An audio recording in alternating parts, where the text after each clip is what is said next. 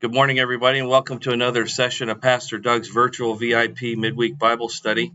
So grateful to have you join me today, and I generally have my ministry partner, Pastor Tall Doug, here, but he's doing some doctoring this morning. He's okay; he's just taking care of some things he needed to take care of. But I wanted to follow up on the message that I just shared with you this past week on a faith that isn't troubled by troubles. And when I was putting the message together, one of the things that kept hitting me is I think sometimes we think when we're believers that we're all of a sudden immune to the trials and troubles that come our way with life. And if you are a believer and you're listening to me now, you would agree probably that that's just not true. In fact, sometimes in my life, I've found it to maybe seem like there's more trials that come my way when I'm trying to believe and follow God in my life. And so it's kind of the way it is. And I think, folks, we are clearly a result of how we handle the trials of life. And life has lots of trials. Some are standard. Some happen every day. I mean, let's just think about it. And I don't call it a trouble, maybe, but every day we need to eat. And for me, that becomes a pretty big deal because I think I get up in the morning and I'm thinking about where I'm going to have lunch, and then after lunch, I'm thinking about what the dinner plan might be. And so that's something every day. So every day we have challenges in our lives. And, I talk all I can to folks about preparing for those challenges each day.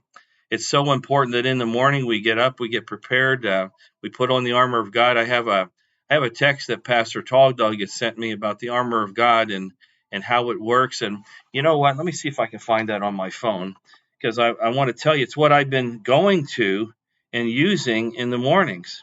And I when he first shared it with me, I said, I like the wording of that.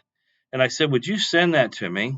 And what I've been doing then in the morning is I've been going over this in part of my devotions, with God. If I can find it here, here it is.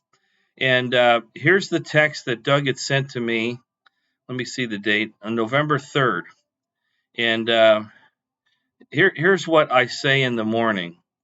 The message is about what God thinks of us instead of what others think. That includes what we think of ourselves. None of us older guys can do what we could do back in the day. So now we focus on what we can do, and that's still a lot. Getting old is the weakness the devil is using to attack. He is playing the long game so he can be patient. We only get one day at a time, and God's grace is sufficient for each day. And so here's the thing I wanted to share with you. We put on the full armor of God every morning to protect us from the evil one. It's kind of simple, guys. And listen, if we don't do that, you're a victim. You've heard me say this dozens of times, but it's true. And you can even just back up to this morning and say, how did you prepare yourself for the battles and challenges of the day? Well, the belt of truth is put on. The breastplate of righteousness is put on. My feet are fitted with the readiness of the gospel of peace, the shield of faith, the helmet of salvation, the sword of the Spirit, which is the word of God. He is always faithful, and he never lets us down. You may not feel it today, but your entire group will be praying for you. And that meant so much to me as I thought back, and I've been through that dozens of times now since he sent it to me. And it's just the truth. We engage God like maybe in the morning we get up and we say our little bit of a prayer or whatever we do, or maybe we have lunch and we're praying and then we think about God, or maybe there's something that jogs a memory or something and we think about God. But did you know God thinks about you all day, every day, all the time?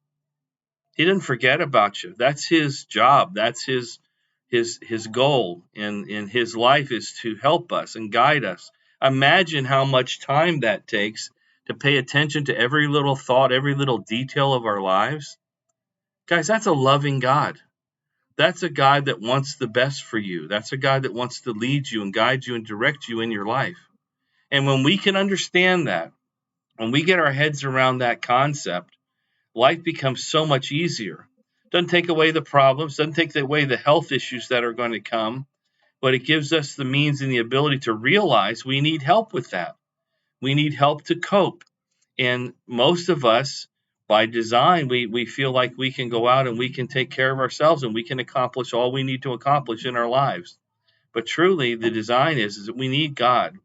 We're lacking His power, His strength. Just last night, I had to pause in my day and actually in the evening and just focus on God for a moment, because some of the challenges were rising in my mind, and generally it's in my mind.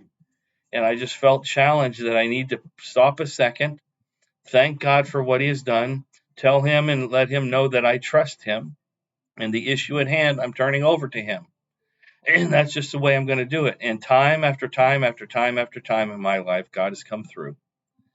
He's always answered. He's always fulfilled the need. He's always calmed the waters when they needed to be calmed.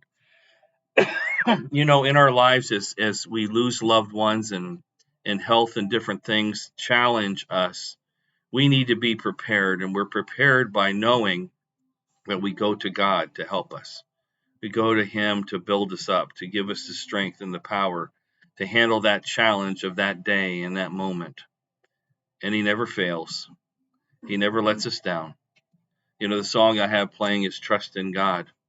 The scriptures I went over last night as I was challenged is trust in the Lord with all your heart. Lean not on your own understanding. Acknowledge Him in all your ways, and He will guide your path. And folks, when we reduce all of our issues down to us turning them over to God, placing them at His feet, and telling Him that we trust Him to handle them in the way that would be best for us, and then you just let Him do it. There's peace there. There's rest there. There's comfort there. There's this understanding that we can have in our lives if we just give God this chance. He can really, really do wonderful things for us. I want to tell you some of the scriptures here, and the papers are backwards. It's been collected here. But in James 1:2, he says, when all kinds of troubles crowd into your lives, don't resent them as intruders. We kind of need to expect troubles are going to be there. But he says, but welcome them as friends. Realize that they come to test your faith and to produce in you the quality of endurance. So let the process go on, that endurance is fully developed in you. Then you will become a person of mature character and integrity with no weak spots. We all have our weaknesses. We all have our tendencies. We all have our ways of coping. But God has the best way, and that's to turn to Him. So when we make it a habit in the good times, in the okay times, or in the not so good times, that we're always doing the same thing. We're always trusting God. We're always turning to Him. See, sometimes when things are going good, we kind of get away from it. We kind of enjoy it, and we're riding the wave, right? And we'll go to God if we have trouble. I've heard people say many times, well, all I can do now is pray. Well, if we're praying all the time, if we're praying in preparation for the things that might not go so well, then we're ready for what the world is going to send us. And I want to tell you, get ready, because the world will send you plenty of trouble and plenty of problems, and you need to be able to depend on God to answer those problems and questions for you. Thanks a lot for joining me today. I'm excited to talk to you about our Thanksgiving services that we're going to have at 10 o'clock on Sunday morning. I hope you'll be a part and join us. God bless you, and have a great day.